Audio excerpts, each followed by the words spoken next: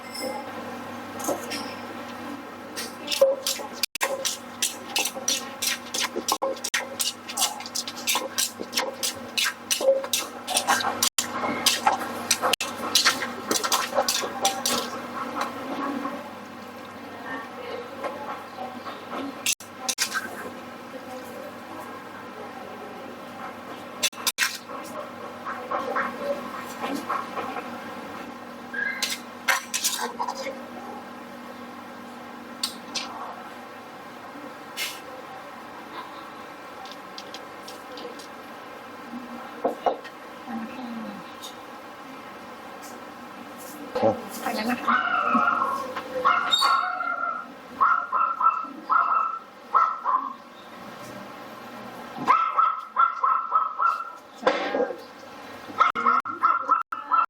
รู้สึกว่าแซ่บเนี่ยชมชี กระชัง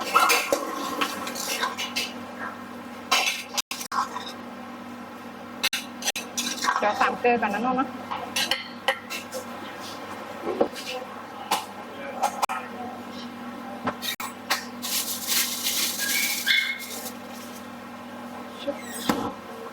โอเค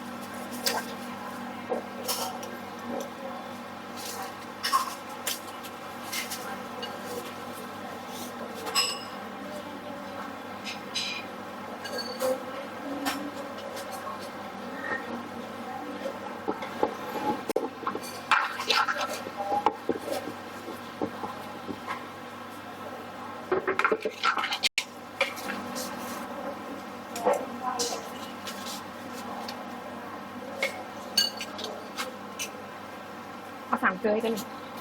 3 เกลือ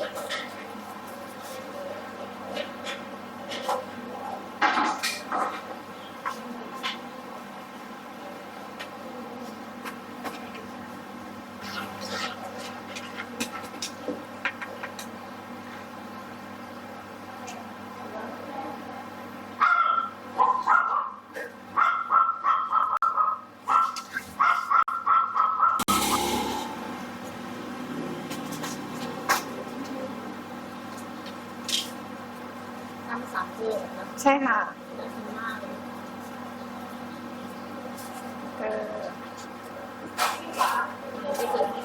ได้นะคะโอเค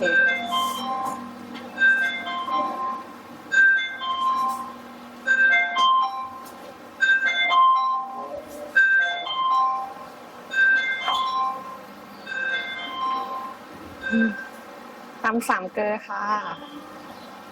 ขอบคุณค่ะอุ้ยกระแสบแท้เส้นหน้าปลาแดกก่อนเดี๋ยวมาเป็นดีปิด เดี๋ยวไปตามต่อนะคะ ค่ะ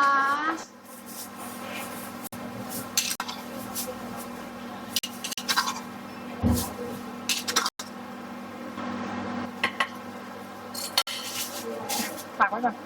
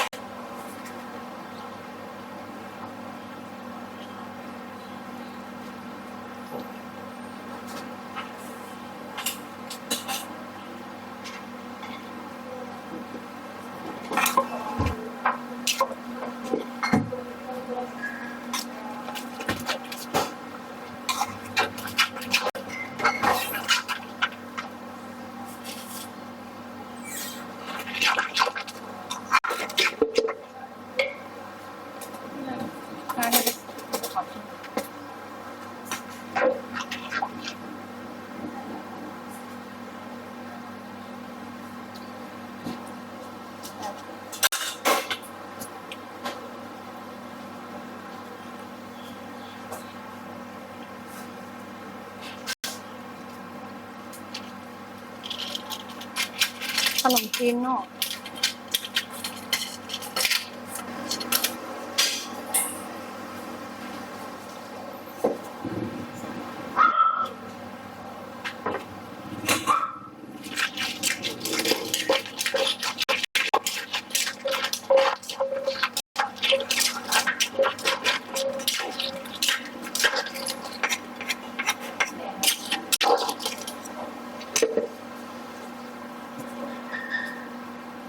ธรรมทาน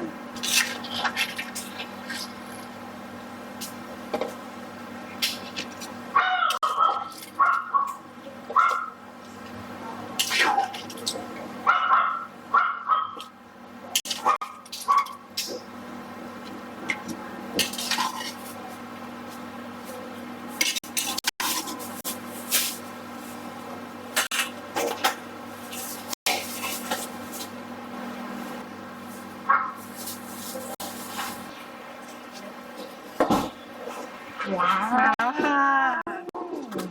ร้านนี้ค่ะเดี๋ยวดูหนูเคี้ยวกันแป๊บนึงด้วยค่ะเหม็นกระเพาะกระเดือกกระตุกวิจานใหญ่มากเดี๋ยวแป๊บนึงดีนะต่อโต๊ะเนาะมาเลยค่ะอู้จานใหญ่มาก อันนี้ ปูไข่ดองค่ะ มาโอเคค่ะ อันนี้หนูสั่งอาหารมาเต็มโต๊ะแล้วเนาะอุ้ยแบบที่เขาสั่งแล้วค่ะอ๋อตรงนี้ถูกคือครบแล้วนะที่แบบว่าหนูสั่งอาหารครบแล้วเนาะเดี๋ยวหนูสิให้พี่นะว่า อันอาหารเน้นบนโต๊ะนี่มีอย่างแน่ ได้ค่ะ อันนี้จะเป็น